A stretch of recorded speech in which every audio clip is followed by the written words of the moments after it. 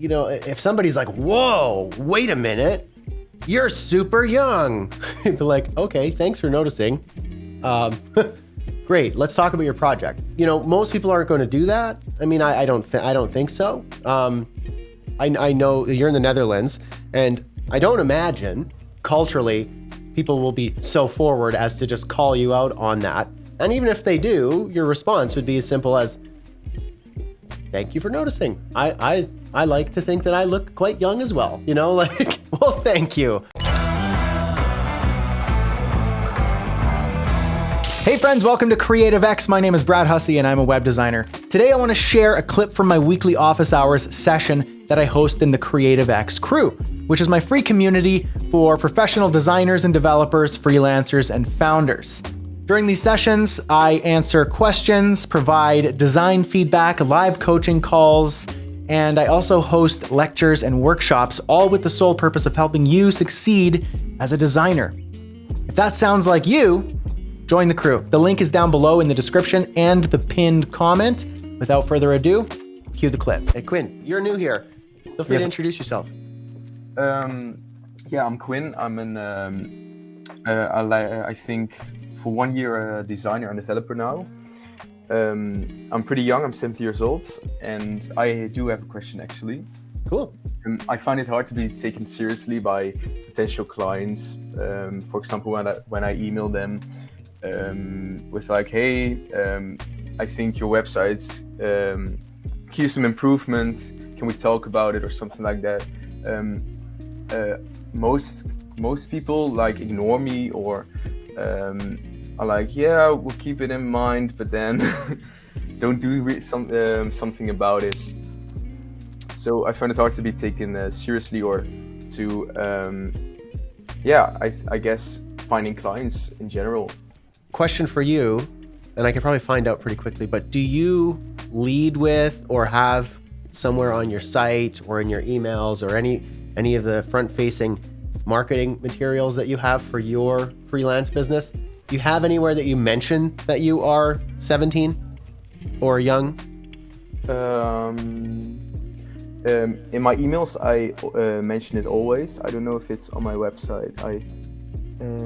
I don't think it is, but in emails I mention it always. And why do you always mention it in your emails? I don't know actually. I think to be prepared for like when I get to talk to them in person, they are not like, whoa, who's this guy? Why is he so young or something? And that's fair. I understand your intention behind that. But my initial thought is, you don't need to share it. It's not relevant.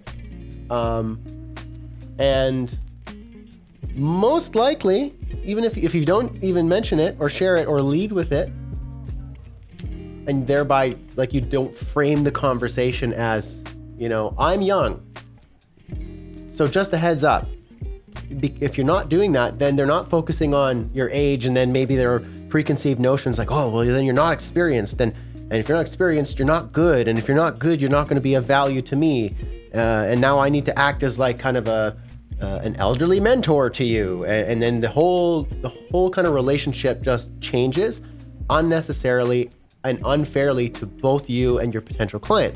Because if you have a solution for your client and you can do it and you can do it well, then that's valuable to your client and it's valuable to you because now you have a client, you get more experience, and then you get further and further along. So not even mentioning it is probably, step number one.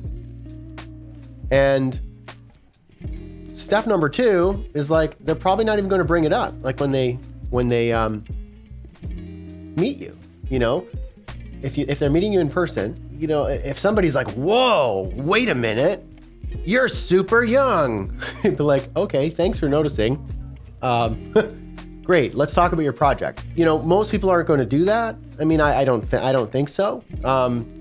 I know you're in the Netherlands, and I don't imagine culturally people will be so forward as to just call you out on that.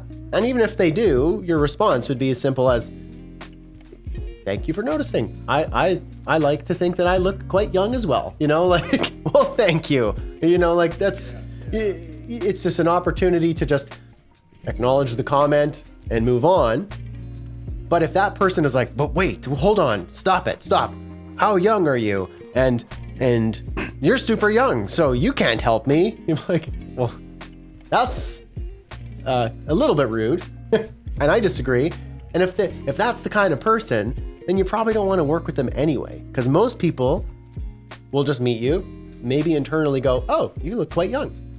But that's not the point here. I'll find out if you can actually help me or not through our conversation.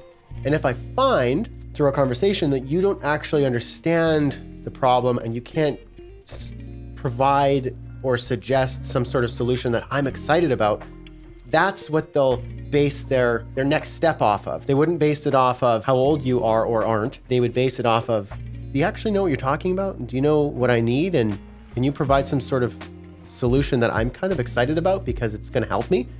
Then they'll go, great. That's the way I would think about it. And the reverse is true. I know that there are people in our community who are older, in their senior years.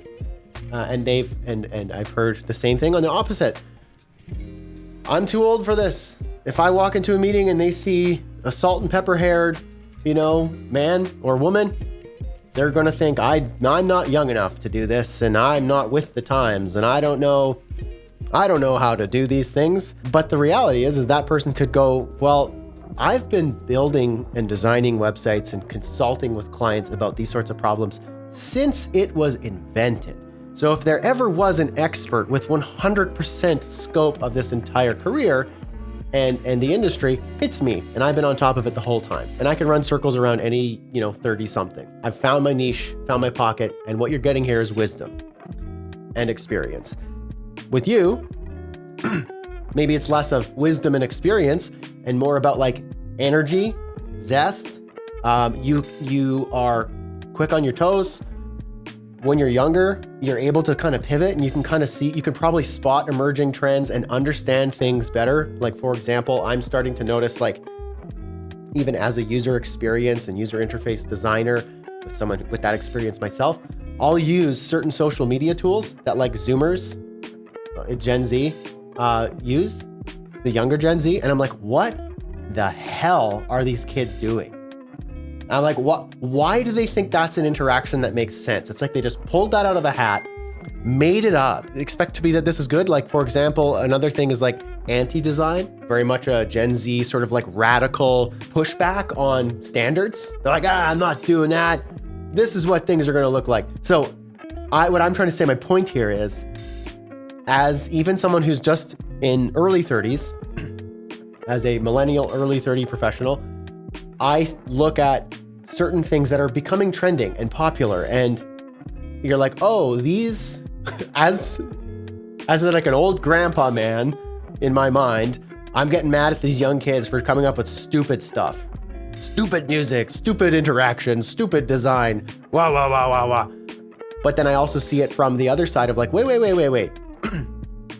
These kids are the ones kind of pushing the envelope, trying new things, experimenting, probably making mistakes here, but also creating things that are going to dramatically affect design, the world, products, like that's how things work. That's how trends and creations and new things work.